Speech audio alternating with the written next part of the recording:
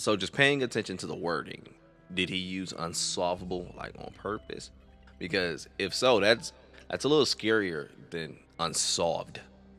The internet is still fighting about this. Unsolvable Mysteries Part 2 by the homie Mr. Mrballen.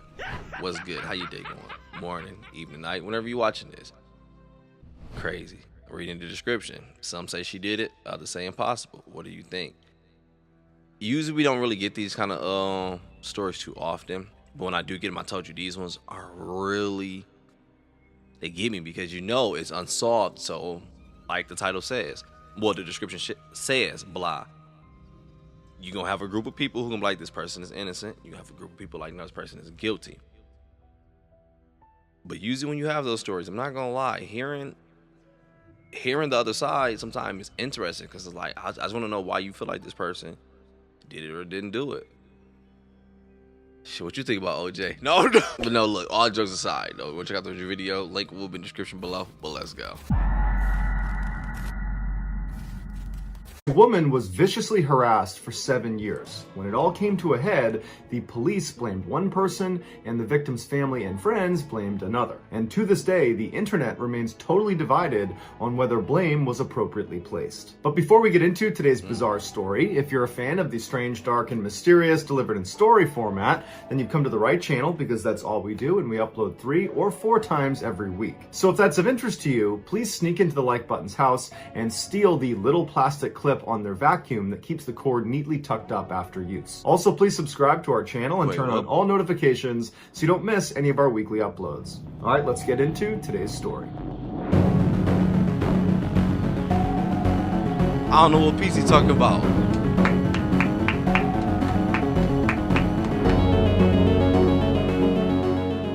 In June of 1982, 38-year-old Cindy Hack divorced her husband, Roy. As soon as she moved into another home in Vancouver, Canada, she felt this wave of relief come over her.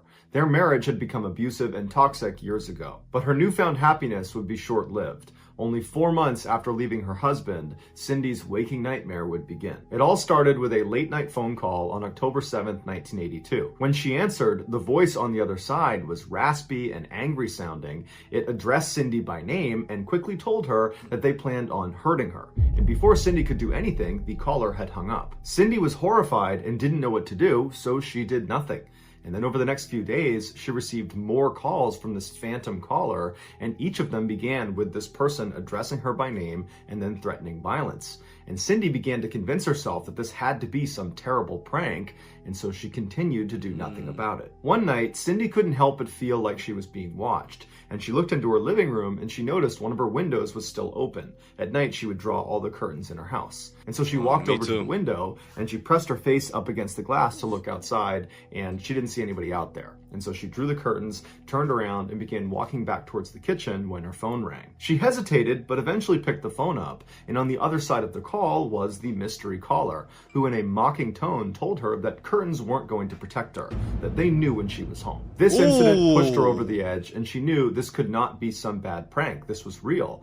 And so she contacted the police, who made a house visit, but there wasn't any sign of a break-in or any sign of a crime being committed. And so after walking her property and feeling confident that she was safe, they told her that, you should really consider getting an unlisted telephone number. That way this mystery person can't keep contacting you. And so Cindy thanked them and would go on to get an unlisted telephone number. But not only would the calls continue, they would become more frequent. And in fact, the harassment in general only began to escalate. 3 days later, on October 15th, Cindy and her good friend Agnes were coming back from dinner to Cindy's house. And when they got there, they noticed that one of the front windows had been broken. And so they carefully walked onto the porch and realized the front door was actually unlocked and slightly ajar. They considered immediately leaving the property and just calling police, but they sat there for a minute and didn't hear anything inside the house. And so at first, I was kind of getting the Scream movie vibes at first. I mean, her name and everything. And just calling police. But they sat there for a minute and didn't hear anything inside the house, and so they decided they would just poke their head in and investigate. And so when they went inside, all the lights were off and there was no sign of a disturbance. It was totally quiet. But when they went upstairs, they found feathers all over the hall. and they followed those feathers all the way to Cindy's room, and in her room, all of her pillows had been ripped apart, and a key to her front door was laying conspicuously on her bedside table. The women fled the house and called police, but when they showed up, there really wasn't much they could do, despite knowing about Cindy's threatening phone calls she was getting. There was just no clear... Yeah, and you know the dude is watching you because he made it clear. I get the police didn't see anybody because he didn't make a move, but I would have not went back in that house because he just let you know what you did. Like, bro, the blinds ain't gonna help you, so he's watching you.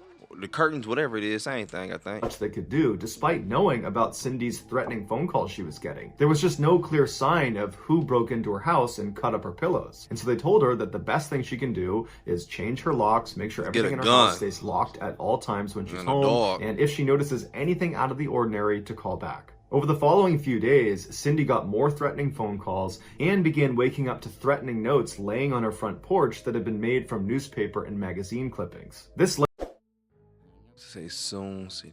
Damn. What the fuck? Led to the police launching a larger investigation into the matter. An officer named Pat McBride, who had been on the force for 8 years, began checking in on Cindy almost daily. And very quickly, Pat and Cindy developed a romantic relationship, and Pat actually moved into Cindy's house while he was investigating this case. As soon as Pat moved in, the harassment seemed to stop.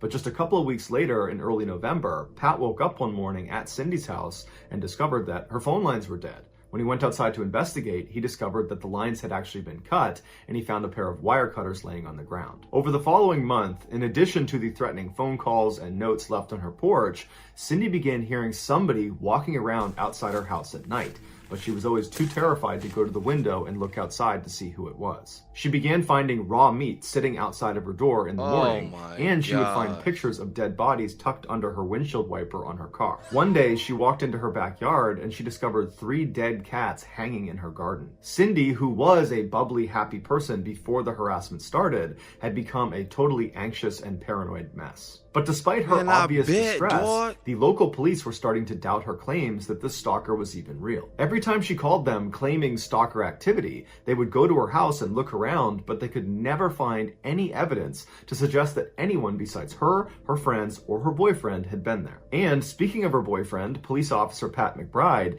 he would tell his coworkers that he was never home when the stalker called, and he never heard anybody walking around outside of her house. He said the only reason he knew about these things is because Cindy told him after the fact. Upset that the police were not taking her seriously, Cindy broke up with Pat and decided she needed to move and start over in another town. Just days before Cindy was supposed to relocate, her friend Agnes stopped by. When she went to the front door and knocked and there was no answer, she walked around to the back and she found her friend crouched down behind the stairs as if she was hiding from something. She ran over to her and noticed she had this black nylon stocking wrapped tightly around her neck, but Cindy seemed to be totally unfazed by it and just kept looking out towards her shed. And so Agnes runs over to Cindy and says, "Cindy, what are you doing? What's on your neck?" And Cindy turned to look at her and her... Oh, damn! But, I'm not liking this. I'm not liking this, dog. Because, let me tell you, it's a couple places my mind going so far. I'm only 6 minutes in. Let me finish. Because I was like, when the cop moved in, whatever, I'm like, that's pretty strange. Like, damn, y'all click quick. And I would think, be professional, you know what I'm saying? I would, like, try to get the job done first. But regardless, though, probably wouldn't even take it there. So I'm like, oh, he moved in and stopped. I wonder why. But then when they got to telling those stories, I'm like, the 3 cats in the back, I'm like, I was thinking that. I was like, what if somehow she's making this up or doing this in her head? But I was like, I don't know fully yet. And then the cop was like, no, she told me this stuff happened. I don't know. So basically, right now, I'm kind of torn between those two. And then when she go to her friend's house, it sound like she got something around her neck, but she ain't even like really acknowledging it. We're gonna let it finish. Oh my gosh, dog. But Cindy seemed to be totally unfazed by it and just kept looking out towards her shed. And so Agnes runs over to Cindy and says, "Cindy, what are you doing? What's on your neck?" And Cindy turned to look at her and her eyes were super wide and she was panicked. And she told Agnes that just minutes ago she had been walking out to her shed to get something when a man leapt out of the shadows and wrapped this nylon around her neck and began choking her and threatened that if she turned around to look at him, he would attack her family. So Cindy and this man struggled for a minute until Agnes's car approached, which spooked the man and he ran off. Agnes was shocked and she grabbed her friend and picked her up. She pulled the nylon off of her neck and the two of them ran inside and locked all the doors and windows. And then at that point, Cindy called the police. But when the police showed up, the only evidence of this attack was Cindy's first-hand account and this nylon stocking. But the police believed the nylon stocking was Cindy's and she had staged the whole event and she had tied it around her neck herself. A few days later, in January of 1983, Cindy moved into a new home in a town called Richmond, which is a suburb of Vancouver, Canada. She got money. And as soon as she got there, she painted her car a new color and she actually changed her last name to James. For months, she didn't see or hear from her stalker. But in October of that year, she found another dead cat on her property with a note next to it that just said, "You're next." Fearing for her life, she called the Richmond police, who set up a surveillance operation on her property. But for months, despite dozens of officers watching her house at practically all hours, they never, ever saw any stalker activity. But as soon as the officers left for any amount of time, when there was a gap in surveillance, Cindy would call the police and report stalker activity. In time, this town's police department also began to suspect that Cindy was fabricating the stalker story, and they told her as much. Now, blatantly knowing the police were not taking her seriously, Cindy hired a local private detective named Ozzy Caban to look into her case. Immediately, he installed floodlights all around her property, and he gave her a two-way radio to place inside of her house that constantly broadcast back to Ozzy. That way, if she was in trouble, he would know about it even if she couldn't get to the radio to actually tell him. He also installed a panic button inside of her house that would send an alarm to him as well as to the police. In January of 1984, after only being on the case for a couple of weeks, Ozzy heard some strange sounds coming across the two-way radio. It sounded like there was some sort of struggle happening in Cindy's house. And so he tried radioing her to ask what was going on, but he didn't get a response. And so he flew over to her house, he knocked on the door, but there was no answer. And so he kicked the door down and found Cindy lying in the hallway motionless with a note on top of her hand that was held in place by a paring knife that had been stabbed through the note and then through her hand. The note said, "You're dead, lady." Cindy also had a black nylon stocking wrapped around her neck. And so initially, Ozzy believed Cindy was dead, but he managed to find a pulse. And so he brought her to the hospital. Oh my gosh. Because I'm like, what if this is someone so far who's legit just stringing ish along?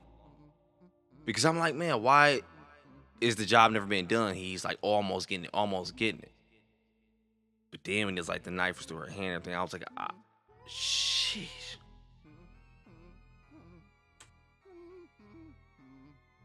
Initially, Ozzy believed Cindy was dead, but he managed to find a pulse. And so he brought her to the hospital, and when she regained consciousness, all she could recall was feeling someone inject her arm with a needle, and then after that, she had no memory of the attack. The police, believing Cindy had staged the attack, did not bother to take fingerprints at her home or on the knife or on the note. Ozzy, on the other hand, believed his client was telling the truth. He didn't believe Cindy was physically capable of injecting herself in the area where the needle had entered her body. The angle was nearly impossible to achieve on her own. Once she was released from the hospital, the police, despite believing she was lying, continued their surveillance operation of her property. But like always, nothing ever happened when any of the officers were on duty.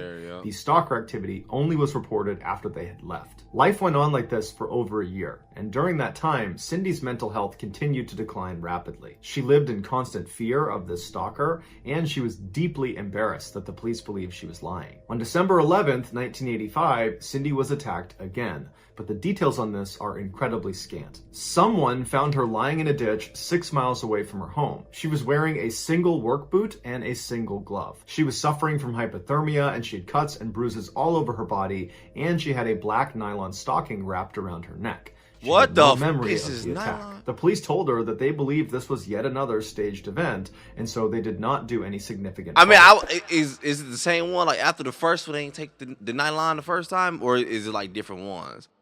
I don't even know. Okay, I think I know what it is. It's those scarves, those girls. I think I know what it is.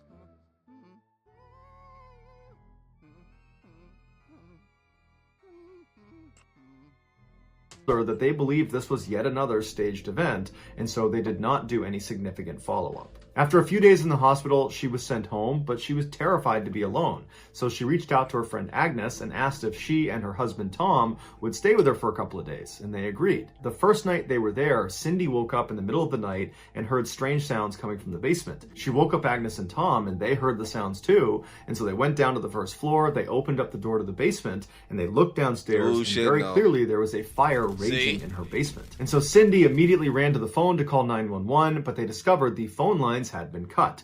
And so Tom ran outside to try to find a neighbor to call 911 for them. And when he went outside, he found a man just standing there in front of the house watching it. And Tom yelled to him, "Hey, you need to call 911. This house is on fire." And this man, without saying a word, just turned and ran down the street. And that man was never identified. Finally, Tom did get a neighbor to call 911. The fire department arrived and they put out the fire. And then after an investigation, they determined that the fire had been set intentionally. This was an act of arson. And the police said there was no signs of forced entry anywhere around the house, which means someone who was already in the house had to have started the fire. And they specifically said Cindy had to have started the fire because she stages these events all the time because of this stalker delusion she has. Agnes and Tom denied this claim, saying they never heard Cindy walking around at night and she would never jeopardize their lives. After this event, Cindy became extremely depressed and had to be hospitalized. And for 10 weeks, she was under intense psychiatric care.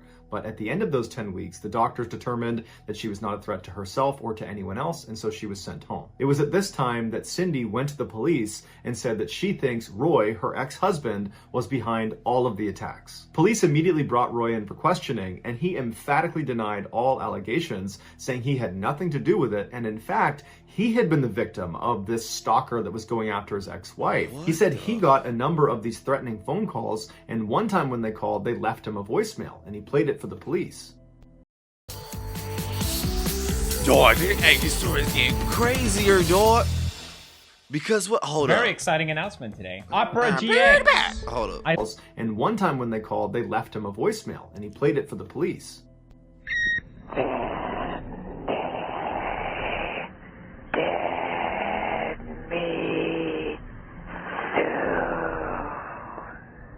After speaking with Roy and confirming his various alibis, the police ruled him out as a suspect. For the next 3.5 years, Cindy continued to receive threatening phone calls and messages at her house, but no one besides Cindy ever saw this stuff happen live. While her private investigator, Ozzy, still believed every bit of her story, the Richmond Police Department had grown tired of her and stopped responding to her calls. On the evening of...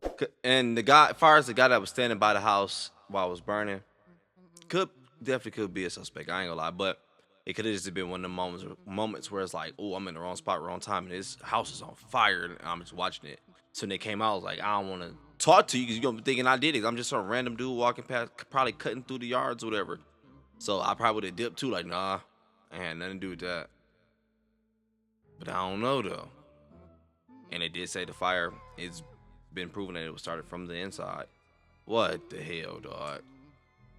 The Richmond Police Department had grown tired of her and stopped responding to her calls. On the evening of May 25th, 1989, Agnes showed up at Cindy's house for their scheduled game of bridge. When she knocked on the door, there was no answer. And because Agnes and Cindy were very close, Agnes tried the front door, it was unlocked, and so she let herself in, thinking Cindy must be upstairs taking a shower. But when she stepped inside, the house was totally silent. And after a couple of minutes of no commotion upstairs, Agnes began searching the house for her friend, and she discovered that Cindy wasn't there, and so she called the police. The police launched a search and very quickly found Cindy's car in a parking lot at a local supermarket. And when investigators went over the car, they discovered there was blood on the outside of the driver's side door. The contents of Cindy's purse, including her credit cards and ID, were scattered about on the ground near the car. And then in the trunk of the vehicle were the groceries that Cindy had recently purchased. But despite her car being found, there was really no indication of where she went next. Her friends and family believed she had been kidnapped by her stalker, and the police believed she was staging yet another event. But regardless, no one could find her. 2 weeks after her disappearance and 1.5 miles away from where her car had been found, a road worker had drank too much coffee and needed to use the bathroom. But where they were working, they did not have a portage on, and they were not near any local businesses that might offer public restrooms. The only area that offered any privacy was the abandoned building that was right near their work site. And so this worker told his crew where he was headed. He turned and began walking across the totally overgrown front yard of this property. And as he began walking around the side of this Hell building, no. he smelled this horrific smell, like one of the worst smells he'd ever smelled in his life. And he assumed that because this property was abandoned, maybe people were dumping their trash on it somewhere and it's a hot day and that's why it smells. But either way, he wrote it off. He walked around to the back of this building. He found a good spot. He relieved himself. He turned around and began walking back along the side to go back to the road when he stopped, because he saw something lying near the side of the house that he was surprised he hadn't noticed on his way in. He couldn't really see what it was because the tall grass was obscuring his view, and so he took a couple steps forward to get a better look, and when he could see clearly what it was, he stopped. Because laying in front of him was a clearly deceased woman laying on her side with her hands and feet bound behind her back, and around her neck was a black nylon stocking. The body of Cindy James. Despite the nylon around her neck, the autopsy revealed she did not die from strangulation. She died from an overdose of morphine and other drugs. The police brought in a not expert who was easily able to put himself in the same position that Cindy was in. Oh no! Fuck! I'm about to say this shit easy, dog. What y'all mean, man? Oh, you said it's easy.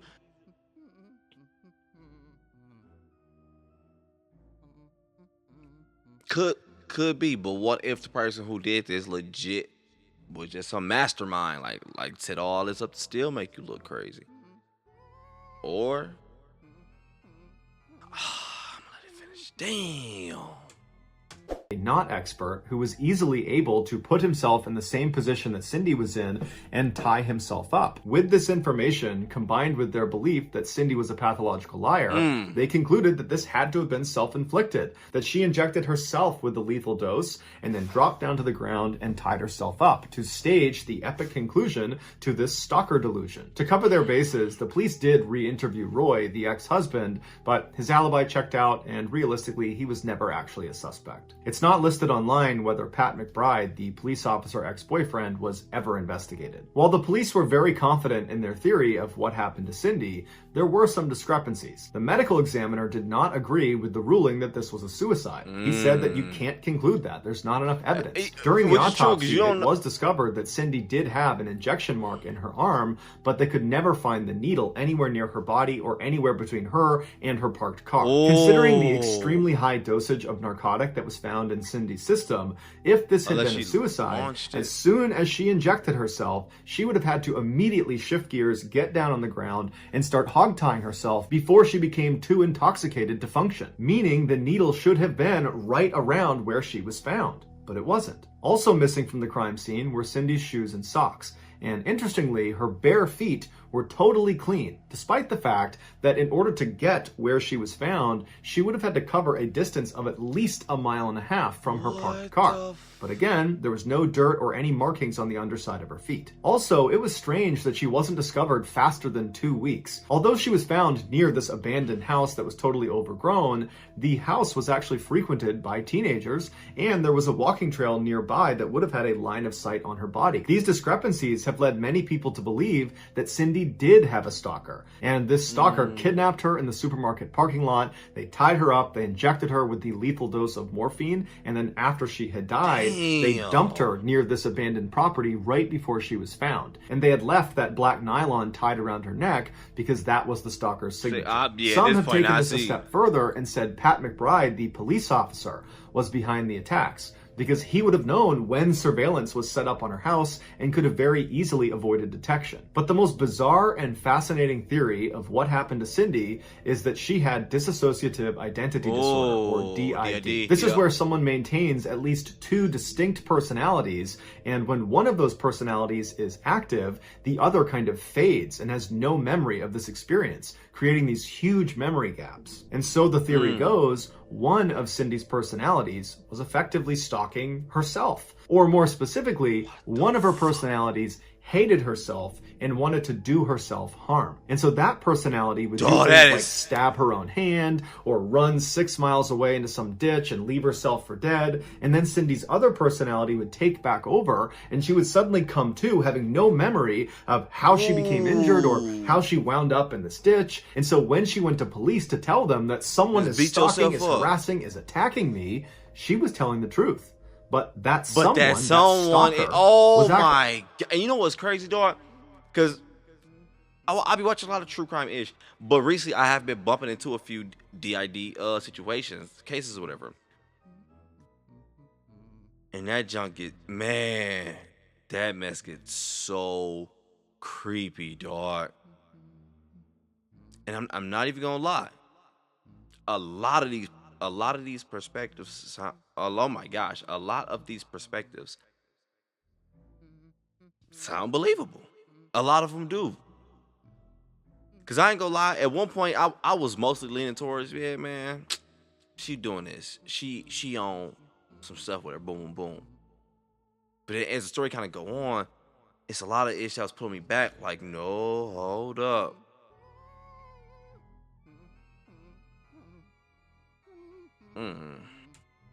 Me, she was telling the truth.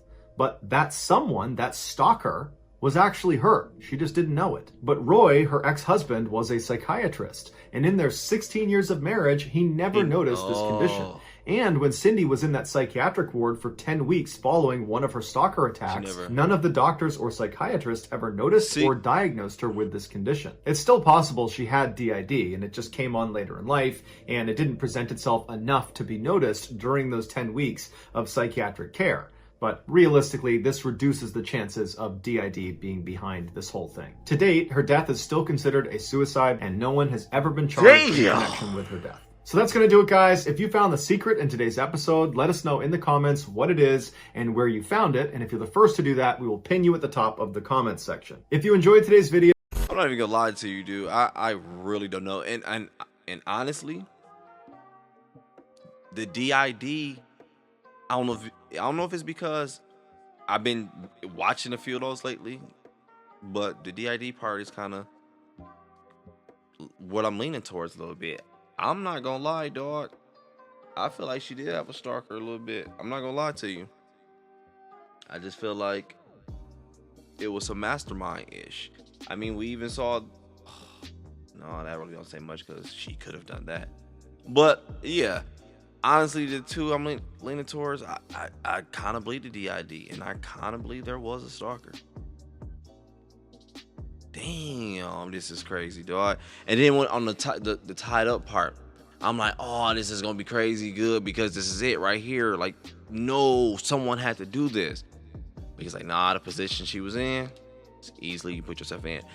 But the amount of what do you say? What it was? The drugs, whatever that was in there, it was a heavy dosage. Meaning like, so that would have went in her. Soon as that would have went in her, it would have got active. So she'd have to really launch that mug, which could have possibly happened. But then it shoot and everything, and then tie herself up. And you know your strength is draining if I just inject myself with hella shit, and you know my strength is already damn near going away instantly. I don't know. Hell you looking at? And then it stopped it when the cop moved in, whatever. That could have hit both sides. Like, that could have been legit because he moved in, so he stopped. Or it could have been because he moved in, she ain't had no space to do it anymore. So that one don't really say much right there to me, because that one can affect both sides like drastically to me. But I don't know, man. Honestly, I don't even want to put this together, because this I'm not gonna lie, Unsolvable seems freaking right to me in the title. I'm sorry, this is crazy hard, dude. Ugh. Oh, real quick, and I know the police, they were getting tired of her and thinking like, yeah, she's lying and everything, and I get it why you were there. But when it was that scene that really happened, where it was like, yo, y'all, and I think it was like the second time they caught her with the nylon whatever on her neck, I still think the proper procedure should have still went accordingly. Like, yo, all right, let's still just check the place for DNA and stuff like that, everything. I don't know. Like I said, I feel like there's probably a video that gets deeper into this, because with a case like this, I know I'm gonna need more than a 20-minute video to kind of really give me hella more or whatever. But I'm gonna go ahead and get up out of here, chill, enjoy the rest of my night. You do the same thing. Morning, evening, I don't know whenever you're watching this, but click that like button for me. I appreciate it. I'm gonna go ahead and get up out of here. I'm out.